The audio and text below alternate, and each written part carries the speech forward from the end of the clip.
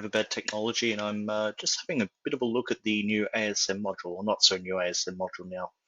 After having a bit of a look at the Google Tsunami package, I thought it might be a bit of fun to have a look at, see what I can do in terms of detection with the advanced security module in NetProfiler.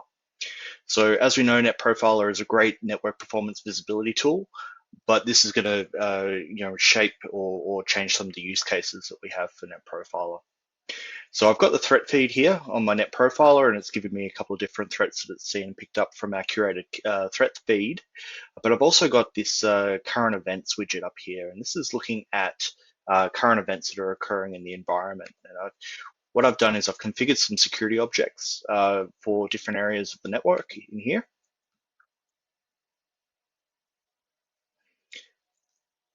And I've also gone through and created some advanced security policies.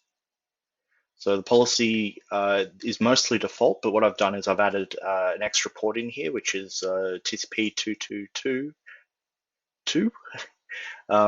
So that's 2222. And now Advanced Security Module is going to be analyzing and monitoring that particular port for any brute force activity.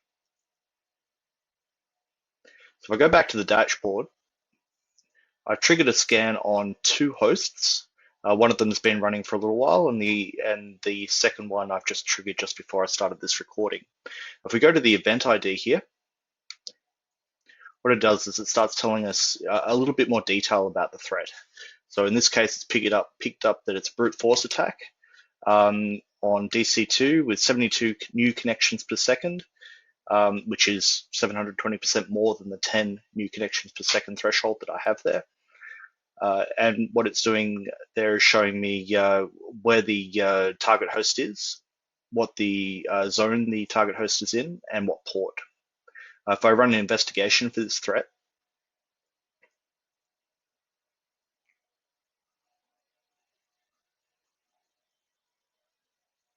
I can see that this threat's been going on for a while now. And here's some of the clients that I've seen attacking it.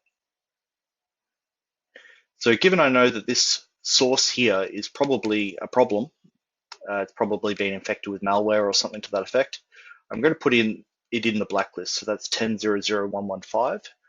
So what I'm doing here is going back to the main definitions here, going to the blacklists.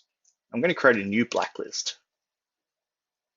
So it's automatically synchronizing with the Riverbed central, I guess, source of all of this. But what I want to do is add an additional one. So I'm going to create a new blacklist. I'm going to call this one internal bad hosts. Okay, and then I'm going to put the particular host in here that's causing problems. And then I'm going to create that new blacklist.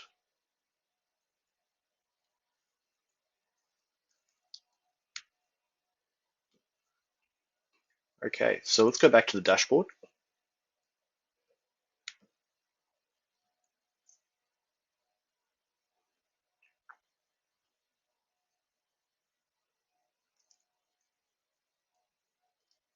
Okay, and now let's wait for this to be updated. Okay, so I've given that a couple of minutes, and what we can see now is that NetProfiler has also picked up a port scanning activity, and it's also picked up that since adding that to the internal bad host list, we've got a number of other communications that's picked up as well. So we're seeing these blacklists come into play, and what we can do is we can look at an individual report by clicking in here. Okay, so I can see that there's an ICMP traffic from this host. And I can run an investigation for that threat, and it's attacking my PVE host.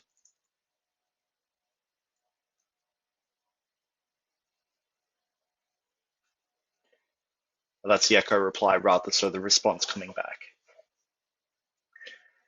And what we're able to do from here is going into the advanced security policies, we can actually set up integrations as well. So say, for example, if I go into edit here, you can see that there's actually integration.